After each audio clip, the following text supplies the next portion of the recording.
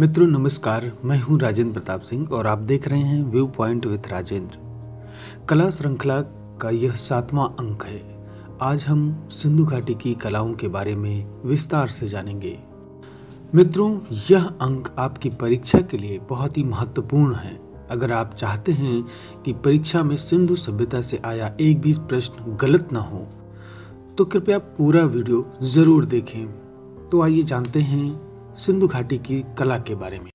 सिंधु घाटी सभ्यता के विभिन्न स्थलों से कला के जो रूप प्राप्त हुए हैं उनमें प्रतिमाएं, मोहरे, मिट्टी के बर्तन, आभूषण, पकी हुई मिट्टी की मूर्तियां आदि शामिल हैं। उस समय के कलाकारों में निश्चित रूप से उच्च कोटि की कलात्मक सूझबूझ और कल्पना शक्ति विद्यमान थी। उनके द्वारा बनाई गई मनुष्यों तथा पशुओं की मूर्तियां अत्यंत स्वाभाविक किस्म की हैं, क्योंकि उनमें अंगों की बनावट असली अंगों जैसी ही है। सिंधु घाटी सभ्यता के दो प्रमुख स्थल हड़प्पा और मोहनजोदड़ो नामक दो नगर थे, जो इस समय पाकिस्तान में स्थित है, जिनमें हड़प्पा उत्तर में रावी नदी के तट पर और मोहनजोदड़ो दक्षिण में सिंधु नदी के तट पर बसे हुए थे। ये दोनों नगर सुंदर नगर नियोजन की कला के प्राचीनतम उदाहरण थे। इन नगरों में रहने के मकान, बाजार, भंडार गृह, कार्यालय व सार्वजनिक स्नानागार आदि सभी अत्यंत व्यवस्थित रूप से यथास्थान बनाए गए थे। इन नगरों की जल निकासी व्यवस्था भी काफी विकसित थी। हड़प्पाई स्थलों पर पाई गई मूर्तियां भले ही वे पत्थर, कांसे या मिट्टी की बनी हों, संख्या की दृष्टि से बहुत अधिक नहीं है, पर कला की दृष्टि से उच्च कोटि की हैं। हड़प्पा और मोहनजोदड़ो से प्राप्त पत्थर की मूर्तियों में दो पुरुष प्रतिमाएं बहुत चर्चित हैं, जिनमें से एक पुरुष धड़ है जो लाल चूना पत्थर का बना हुआ है और दूसरी सैलखड़ी की बनी दाढ़ी वाले पुरुष की आवछ मूर्ति है। दाढ़ी वाले पुरुष को एक धार्मिक व्यक्ति माना जाता है। इस आवछ मूर्ति को साल ओढ़े हुए दिखाया गया है। साल बाएं कंधे के ऊपर से और दाहिनी भुजा के नीचे से डाली गई है। साल त्रिफुलिया नमूनों से सजी हुई है। आंखें कुछ लंबी और आधी बंद दिखाई गई हैं, मानो वह पुरुष ध्यानावस्था में हो। नाक सुंदर बनी हुई है और होंठ कुछ आगे निकले हुए हैं, जिनके बीच की रेखा गहरी है। दाढ़ी, मूछ और गलमुच्छे चेहरे पर उभरी हुई दिखाई गई हैं। कान सीप जैसे दिखाई देते हैं, जिनमें छेद भी बने हुए हैं। बालों को बीच की मांग के द्वारा दो हिस्सों में बांटा गया है। सिर के चारों ओर एक सादा बना हुआ फीता बंधा हुआ दिखाया गया है। दाहिनी भुजा पर एक बाजू बंद है और गर्दन के चारों ओर छोटे छोटे छेद बने हैं, जिससे लगता है कि वह हार पहने हुए है। आइए बात करते हैं वहां पे कांसे की ढलाई का काम कैसे होता है। हड़प्पा के लोग कांसे की ढलाई बड़े पैमाने पर करते थे। इस काम में प्रवीण थे। इनकी कांस्य मूर्तियां कांसे को ढाल कर बनाई जाती थी। कांस्य में मनुष्यों और जानवरों दोनों की ही मूर्तियां बनाई गई हैं। एक सर्वोत्तम कृति एक नाचती हुई लड़की यानी नर्तकी की कांस्य प्रतिमा है, जिसकी ऊंचाई लगभग 4 इंच है। मोहनजोदड़ो में पाई गई यह मूर्ति तत्कालीन ढलाई कला का एक उत्तम नमूना है। कांसे की बनी हुई जानवरों की मूर्तियों में भैंस, बकरी की मूर्तियां विशेष रूप से उल्लेखनीय हैं। भैंस का सिर और कमर ऊंची उठी हुई है तथा सींग फैले हुए हैं। सिंधु सभ्यता के सभी केंद्रों में कांसे की ढलाई का काम बहुतायत से होता था।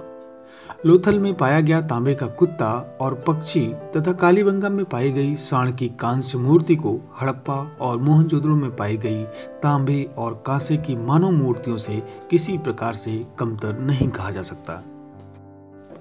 अब आइए देखते हैं टेराकोटा की मूर्तियों के बारे में। सिंधु घाटी के लोग मिट्टी की मूर्तियां भी बनाते थे, लेकिन वे पत्थर और कांसे की मूर्तियां जितनी बढ़िया नहीं होती थी।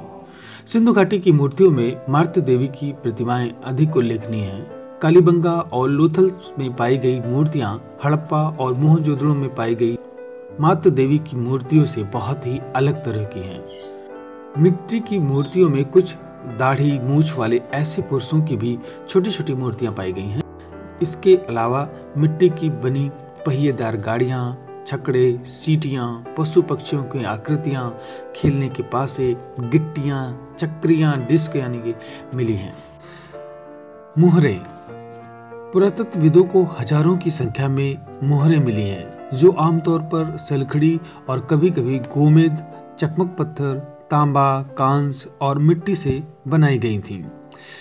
उन पर एक सींग वाले सांड, गैंडा, बाघ, हाथी, जंगली भैंसा आदि पशुओं की सुंदर आकृतियां बनी हुई थीं। इन आकृतियों में प्रदर्शित विभिन्न स्वाभाविक मनोभावों की अभिव्यक्ति विशेष रूप से उल्लेखनीय है। इन मुद्राओं को तैयार करने का मुख्य उद्देश्य वाणिज्यिक था। ऐसा प्रतीत होता है कि ये मुद्राएं बाजूबंद के तौर पर भी लोगों के द्वारा पहनी जाती थी। हड़प्पा की मानक मुद्रा 2x2 इंच की वर्गाकार पटिया होती थी जो आमतौर पर सलखड़ी से बनाई जाती थी। प्रत्येक मुद्रा में एक चित्रात्मक लिपि खुदी होती थी जो अभी तक पढ़ी नहीं जा सकी है। कुछ मुद्राएं हाथी दांत की भी पाई गई हैं। इन सब में सबसे अधिक उल्लेखनीय एक ऐसी मुद्रा है जिसके केंद्र में एक मानव आकृति और उसके चारों ओर कई जानवर बने हैं। इस मुद्रा को कुछ विद्वानों द्वारा पशुपति मुद्रा कहा जाता है। इसका आकार आधा इंच से 2 इंच तक के वर्ग या आयत के रूप में है। इस मुद्रा में एक मानव आकृति पालथी मारकर बैठी हुई दिखाई गई है। इस मानव आकृति के दाहिनी ओर एक हाथी और एक बाघ है, जबकि बाईं ओर एक गैंडा और भैंसा दिखाया गया है। सिंधु घाटी में पाए गए मिट्टी के बर्तन अधिकतर कुम्हार की चाक पर बनाए गए बर्तन हैं। हाथ से बनाए गए बर्तन नहीं हैं। इनमें रंग किए हुए बर्तन कम और सादे बर्तन अधिक हैं। काले रंगीन बर्तनों पर लाल लेप की एक सुंदर परत है जिस पर चमकीले काले रंग से ज्यामितीय आकृतियां और पशुओं की डिजाइन बनाई गई हैं। छिद्रित पात्रों में एक बड़ा छिद्र बर्तन के तल पर और छोटे छोटे छिद्र उसकी दीवारों पर सर्वत्र पाए गए हैं। ऐसे बर्तन शायद पेय पदार्थों को छानने के काम में लाए जाते रहे होंगे। घरेलू कामकाज में प्रयोग किए जाने वाले मिट्टी के बर्तन अनेक रूपों तथा आकारों में पाए गए हैं।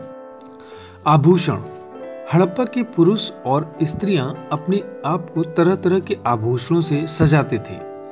ये गहने बहुमूल्य धातुओं और रत्नों से लेकर हड्डी और पकी हुई मिट्टी तक के बने होते थे। गले में हार, फीते, बाजूबंद और अंगूठियां आमतौर पर पुरुषों और स्त्रियां दोनों द्वारा समान रूप से पहनी जाती थी, पर करघनियां, बुंदे और पैरों के कड़े व पैजनियां स्त्रियां ही पहनती थीं। मोहनजोदड़ो और लोथल से ढेरों गहने मिले हैं जिनमें सोने और मूल्यवान नगों के हार, तांबे के कड़े, मनके, सोने के कुंडल आदि बहुमूल्य रत्न शामिल हैं। इस प्रकार सिंधु घाटी के कलाकार अनेकों शिल्पों में अत्यधिक पारंगत थे, जिनमें धातु के ढलाव, पत्थरों की नक्काशी, मिट्टी के बर्तन बनाना और उन्हें रंगना एवं जानवरों, पौधों और पक्षियों के साधारण रूप को लेकर टेराकोटा का निर्माण प्रमुख था। हड़प्पा संस्कृति के पश्चात भारतीय कला कई वर्षों के लिए समग्र रूप से हमारी दृष्टि से ओझल हो जाती है। भारतीय कला की इस खाई को अभी तक संतोषजनक रूप से भरा नहीं जा सका है। वैदिक काल और महाजनपद काल में चित्रकला का विस्तृत ब्यौरा नहीं मिलता है। 500 ईसा पूर्व से 200 ईसा पूर्व के बीच जोगीमारा और सीतावंगा की गुफाओं में प्रायः लाल, काले और सफेद रंगों से चित्रकारी के साक्ष्य मिलते हैं। जोगीमारा भारतीय चित्रकला की निरंतरता का प्रतीक है। उसके बाद 200 ईस्वी से लेकर 700 ईस्वी के काल में अजंता, बाघ और बादामी में भारतीय चित्रकला ने ऊंचाइयों को छुआ। बौद्ध और जैन सहित अन्य धार्मिक विचारधाराओं के विस्तार ने चित्रकला के विकास में महती भूमिका निभाई। तो फिर मित्रों, आज बस इतना ही। मिलते हैं अगले वीडियो में और जानेंगे सिंधु घाटी की कला पर आधारित परीक्षा उपयोगी टू द पॉइंट। चैनल को लाइक और सब्सक्राइब जरूर कर दें। नमस्कार।